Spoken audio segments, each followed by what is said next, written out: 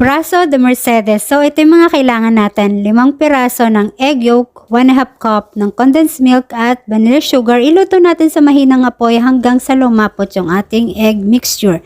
Now, kapag malapot na, lagyan na natin ng 1 tablespoon of butter. I-transfer na natin sa tasa at palamigin, ilagyan ng cling wrap para hindi mag-dry yung ating filling.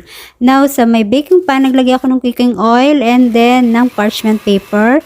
At sa paggawa ng mirang, kailangan tuyong-tuyo lahat ng gagamitin mo para maging maganda yung pagka-texture ng mirang. So, naglagay ako ng 1 tablespoon ng lemon, 1 teaspoon ng corn flour, at 1/2 cup ng sugar. Now, sa pagpa-flatten, kailangan very light lang para hindi mawala yung air ng ating mirang. Now, binake ko siya in 170 degree and 25 minutes. Pinalamig yung ating mirang at ilagay yung filling. And then, i-roll natin. So, yung puti-puti dyan is corn flour with powdered sugar. And ready na ating brush.